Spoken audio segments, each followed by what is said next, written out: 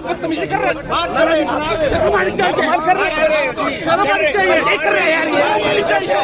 पिछले एक वर्ष में चौटाला गांव में 400 से ज्यादा नवजात शिशुओं की मृत्यु हुई है।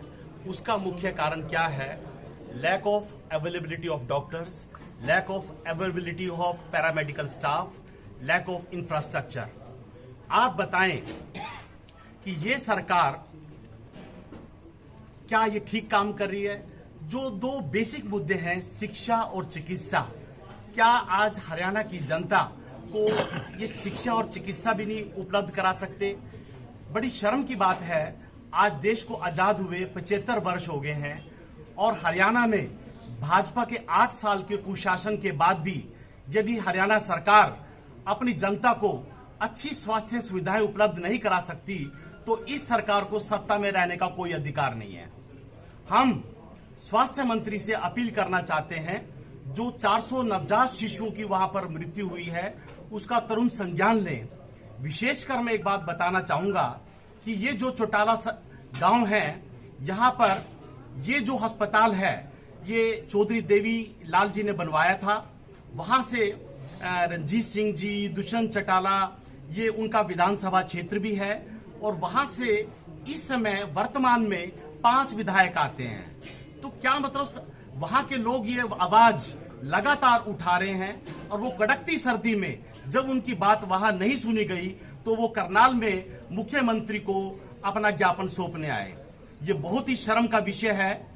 आजादी के 75 वर्ष के बाद यदि सरकार स्वास्थ्य सुविधाएं भी मुहैया नहीं करा सकती तो इस सरकार को सत्ता में रहने का कोई अधिकार नहीं है। मैं एक आपको डाटा पढ़ के सुनाना चाहूंगा जो आज दैनिक भास्कर में है। 3600 डॉक्टर के पद हरियाणा में है। 3600 डॉक्टर के पद हरियाणा में है।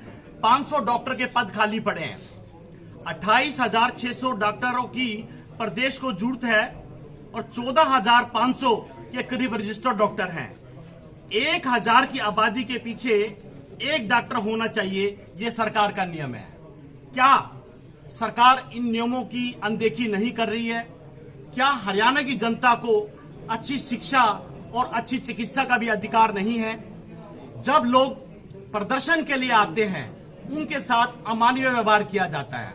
लोकतंत्र के अंदर अपनी आवाज को उठाना एक हमारा मौलिक अधिकार है। फ्रीडम ऑफ एक्सप्रेशन हमारा एक मौलिक अधिकार है। जब कल हम वहां पर आवाज उठा रहे थे और हम लोग ये कह रहे थे कि हम मुख्यमंत्री से मिलना चाहते हैं तो पुलिस प्रशासन ने हमारे साथ अमर्यादित भाषा का प्रयोग किया और बर्बरतापूर्ण हमारे साथ व्यवहार किया। हमने ना ही वहां पर कोई रास्ता रोका, ना ही हमने कोई रुकावट पैदा करी, ना ही वहां पे कोई लॉ एंड ऑर्डर की कोई सिचुएशन थी। उसके बावजूद भी जब हम लोग गिरफ्तारी दे रहे थे उसमें से कुछ अधिकारियों की जो भाषा की शैली थी वो बहुत ही अमर्यादित थी। एक व्यक्ति ने ये कहा, इस साले को 2 थप्पड़ मारो, इस साले को तो मैं देख लूंगा। क्या ये पुलिस की कार्यशैली ठीक है? मैं करनाल के कप्तान गंगाराम पुनिया के मामले में ये संज्ञान में मामला लाना चाहता हूं और हरियाणा के जो होम मिनिस्टर हैं अनिल विज जी, उनके भी संज्ञान में लाना चाहता हूं। क्या पुलिस की इस तरीके की अमर्यादित शैली क्या उचित है? और उस पुलिस वाले को मैं ये कहना चाहता हूं कि ये जो शैली है ये लोकतंत्र में शैली नहीं है। हो सकता है सरकारें तो आनी जानी चीज है, इस सरकार में आपको लोग बचा लें। यदि उनको थप्पड़ मारने का शौक है तो मैं उनसे कहता हूं कि वो एक दिन की छुट्टी ले लें और सिविल वर्दी में आए और मेरे से मिलें और फिर मुझे एक बार दोबारा कहें कि भाई मैं आपको 2 थप्पड़ मारूंगा। मुझे यदि उन्हें 2 उंगलियां भी लगा दी ना तो मैं मार जाऊंगा उनको। मैं अनिल विज जी से, करनाल के जो एसपी हैं उनसे पुनः प्रार्थना करना चाहता हूं कि जो अपनी पुलिस की टीम है उनको समझाएं कि इस तरीके की जो अमर्यादित भाषा है ये नहीं चलेगी। पहले हमने अपने अधिकारों के लिए अंग्रेजों से लड़ाई लड़ी, अब हम काले अंग्रेजों से लड़ाई लड़ रहे हैं। ये जो सरकार है भ्रष्टाचार में डूबी हुई है, ये लंगड़ी सरकार है। हरियाणा की जनता ने 2019 में इनको नकार दिया था, पर सत्ता सुख भोगने के लिए इन्होंने अपनी चिर विरोधी पार्टी जजपा के साथ गठबंधन किया और राजनीतिक स्वार्थ के लिए ये लोग काम कर रहे हैं। और इस समय हरियाणा में भ्रष्टाचार चरम सीमा पर है। हरियाणा में कोई ऐसा वर्ग नहीं है जो इस सरकार से संतुष्ट हो, चाहे वो व्यापारी हो, चाहे कर्मचारी हो, कोई वर्ग नहीं है जो सरकार से संतुष्ट हो। और हरियाणा सरकार में शायद ही कोई ऐसा विभाग हो जो भ्रष्टाचार से मुक्त हो। धन्यवाद। आपको ही टारगेट कल क्यों बनाया गया? बाकी आपके कार्यकर्ता और भी थे, सामाजिक लोग देखिए, और भी हम थे। लोग आम आदमी पार्टी की तरफ से चौटाला गांव से जो लोग आए थे, हम उनका समर्थन कर रहे थे, तो मैं उसमें अगली पंक्ति में था, इसलिए मुझे टारगेट बनाया गया। मेरे खिलाफ अमर्यादित भाषा का प्रयोग किया गया और मुझे धक्के से पुलिस की गाड़ी में डाला गया, जबकि मैं बहुत प्रेम से अपनी गिरफ्तारी दे रहा था। उसके बावजूद भी उन्होंने मुझे प्रताड़ित करने के लिए जानबूझकर मेरे साथ अमर्यादित भाषा का प्रयोग किया, जो बिल्कुल भी टॉलरेबल नहीं है। सरकारें आनी जानी चीज है। मैं पुलिस अधिकारियों को पुनः एक बार चेतावनी देना चाहता हूं, ये सरकार 1 साल बाद बदली जाएगी, आप लोगों ने यहीं रहना है। यदि आप जनता के साथ इस तरीके की अमर्यादित भाषा का प्रयोग करेंगे तो इसके परिणाम अच्छे नहीं होंगे। बस के अंदर बैठने के बाद भी धक्का मुक्की की गई? नहीं, बस के अंदर बैठने के बाद कोई अमर्यादित भाषा का प्रयोग नहीं किया। वो लोग हमें पुलिस लाइन में ले गए, वहां हमारे साथ कोई गलत बर्ताव नहीं हुआ, पर वहां मौके पर उन्होंने अपने आकाओं को खुश करने के लिए हमारे साथ अमर्यादित भाषा का प्रयोग किया। एक सभ्य समाज के आदमी को यदि ये कहा जाता है कि मैं आपको 2 थप्पड़ मारूंगा, आप ये वीडियो में सुन सकते हैं, और मैं इसको सबक सिखाऊंगा, ये पुलिस प्रशासन की कार्यशैली पर एक बहुत बड़ा प्रश्न है।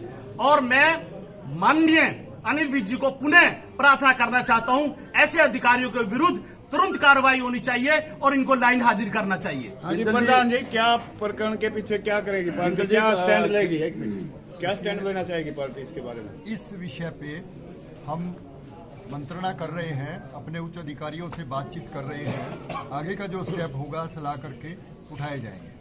पत्रकार बंधु, छायाकार बंधु, साथियों और आपके जो दर्शक श्रोता हैं और क्रांतिकारी साथी हैं, उन सबको नमस्कार। और आज की प्रेस का जो मुद्दा है, आज की प्रेस के मुद्दे को हमारे 4 साथी, हमारे जिला अध्यक्ष महेंद्र राठी जी, हमारे प्रवक्ता भगत राम जी, और हमारे वरिष्ठ नेता सुनील बिंदल जी, और हमारे विधानसभा करनाल के अध्यक्ष संजीव मेहता जी। आज देखिए, चारों तरफ त्राहिमाम है, और हालात मौजूदा ऐसे हैं कि जिनको देख कर ऐसा लगता है कि पूरे प्रदेश के अंदर एक अव्यवस्था फैल चुकी है। और अव्यवस्था के कारण पहले हम ये कहा करते थे मजदूरों की एंटी है, किसानों की एंटी है। ये तो सबसे ज्यादा एंटी जो सरकार है, मौजूदा खट्टर सरकार, ये गरीब लोगों की एंटी है। वो किस प्रकार से कि देखिए, राशन कार्ड पर इनको राशन मिलता था, गरीब लोगों को येलो कार्ड पर ज्यादा मिलता था। 4 कार्ड के रंग हैं, और इन लोगों ने जो परिवार पहचान पत्र है जो बनाए हैं, उनके अंदर गरीब लोगों के नाम काट दिए हैं।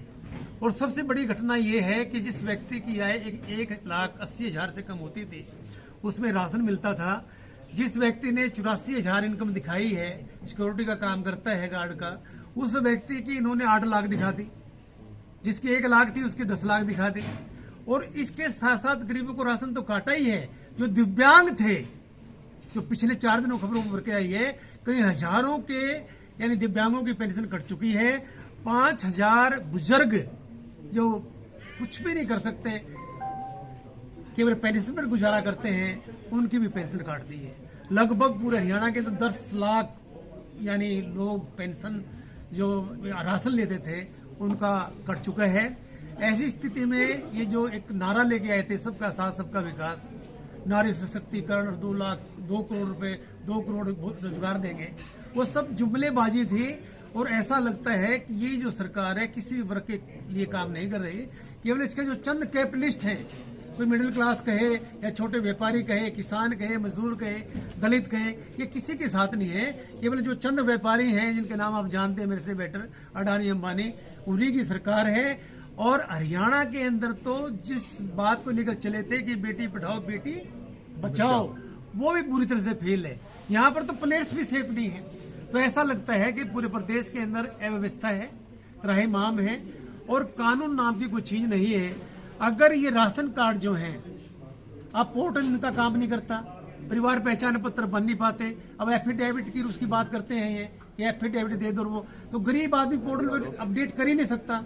तो ऐसे हालात में जो है गरीब लोगों का जीवन बड़ा दुर्भर है। और सबसे बड़ी बात, सर्दियों का समय है, जिस व्यक्ति ने 35 गज का मकान बना लिया उसे 350 गज दिखा दिया, पेंशन काट दी।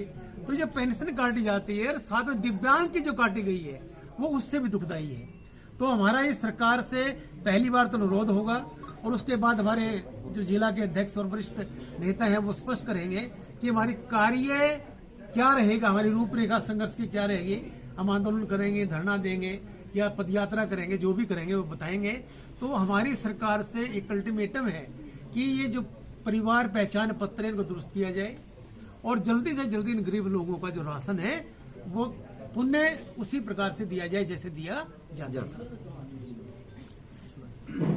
हाँ जी डॉक्टर साहब क्या कहेंगे सर? आदरणीय पत्रकार साथियों, बहनों, बेटियों, आप सबका स्वागत। मैं आपको ये बताना चाहूँगा कि चौटाला गांव जिला सिरसा से ग्रामीण चलकर सामाजिक मुद्दों की मांग को लेकर करनाल पैदल यात्रा करते हुए, जन चेतना यात्रा करते हुए यहाँ पहुँचे थे। कल मुख्यमंत्री का आवास का घेराव किया जाना था, ज्ञापन सौंपा जाना था। आम आदमी पार्टी ने उनको समर्थन दिया था। आम आदमी पार्टी की टीम और एक आम आदमी पार्टी की सिरसा से आई हुई पूनम गोदारा और किसान नेता ग्रामीणों का राकेश कुमार, वो उनका लीड कर रहे थे। ज्ञापन सौंपने के दौरान पुलिस से मुठभेड़ हुई, नोकझोंक हुई, बातचीत हुई। हम लोग शांतिपूर्वक तरीके से प्रदर्शन कर रहे थे और ज्ञापन सौंपा गया। वहां पर बैठकर अपनी बात हम कह रहे थे, लेकिन प्रशासन के लोग, पुलिस के लोग ज्यादती पर उतर आए और कुछ समय के बाद हमारे साथियों को उन्होंने जबरदस्ती बसों में धकेला। जाति की लोकतांत्रिक अधिकार होता है किसी भी नागरिक का प्रदर्शन करने का, विरोध करने का, उस अधिकार पर कुठाराघात किया। मैं इससे अधिक आपको न बताते हुए अनुरोध करूंगा सुनील बिंदल जी से कि इनके साथ क्या जातियां हुई, कैसे इनकी पगड़ी उछाली गई। सुनील बिंदल जी आपको विस्तार से बताएंगे। आभार और